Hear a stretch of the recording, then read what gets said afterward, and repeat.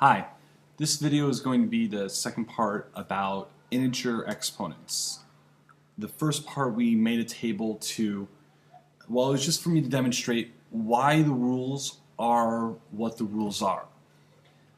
So we're going to go over to two different rules. The first one is called the zero power rule, that any number raised to a zero power, if it's not zero, that's the one catch. A can equal 0. If A equals 0, then the rule's false. 0 to any power is always 0, period. 0 to any power is 0. That's a different rule. But if it's a number that's not 0, and it is raised to the 0 power, then or 0 exponent, then it's equal to 1. So first rule is if A is not equal to 0, then A to the 0 power, or any number, A is any number, is equal to 1.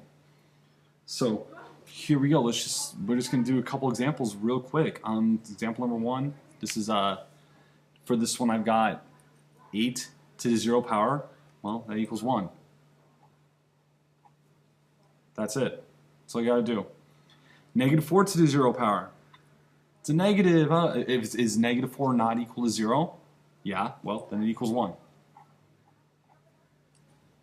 What about that nasty fraction? I hate that, Mr. 5 over 4. Well, 5 to the 4th, 5 divided by 4, if raised to the 0 power, doesn't matter, it equals 1.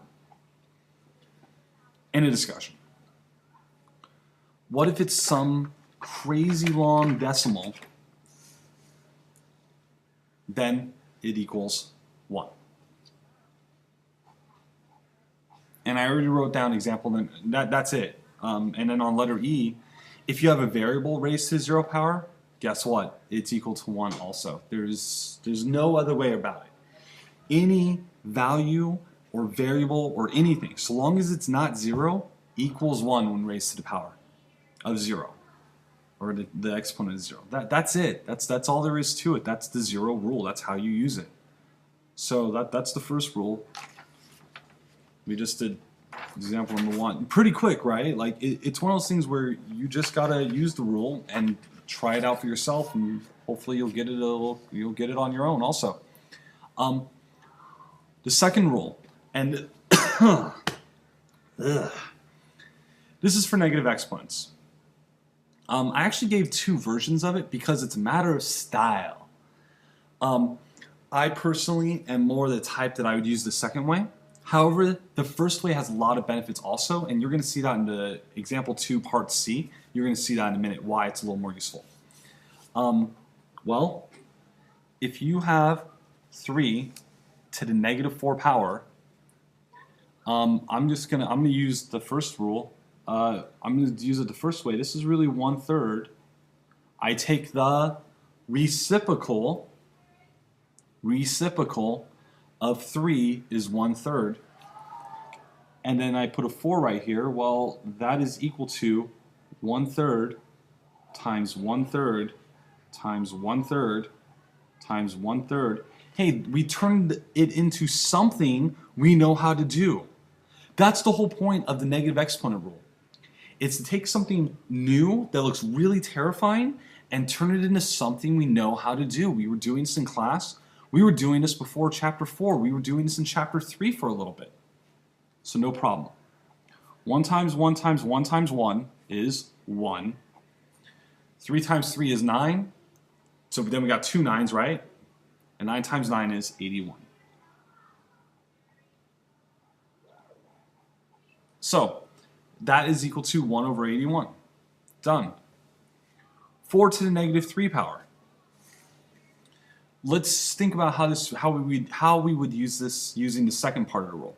Well, I would take 1, okay, that is the number 1, divided by 4 to the 3rd power. Simple enough, right? Which is then equal to 1 divided by 4 times 4 times 4. So 4 to the 3rd power turns into 3 4s. Oh man, now I'm making it even worse, aren't we? Turns it into 1 over 4 times 4 times 4, which is then equal to, here, don't do it this way, write it the right way. I'm just out of room. Which is equal to 1 over, let's see, 4 times 4 is 16. 16 times 4, 4 times 6 is 24, carry to 2. 4 times 1 is 4, plus 2, 64. So this is equal to 1 over 64. Done. So those are the most common ways. Mr. V's thrown into curveball now. You bet I am. What about if you have a fraction raised to a negative exponent? The first rule is kind of a lie. I took 3 and I turned it into its reciprocal. That's what we're going to do right here.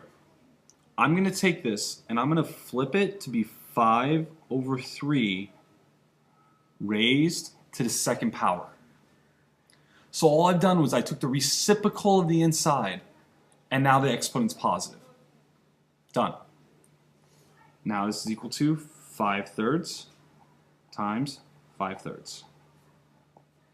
So a really simple but really crazy thing, if you see this on a test, this might pop up. What do I do with that? This is what you do with it. Then you have 5 times 5 is 25 divided by 9. Done. So when you see that, don't freak out about it. That's all you have to do. Okay. Last 2 little examples. And I think these are pretty important. A negative times a negative is a positive. We're not multiplying. Don't do that.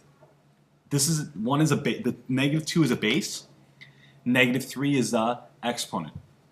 So what we do is, well, we do what we normally do. I'm going to take 1 divided by negative 2 because that's the base. 3 becomes positive because I turned this into a fraction. And now I have 1 divided by negative 2 times negative 2 times negative 2. Okay. 1 divided by, well, 2 times 2 is 4. 4 times 2 is 8.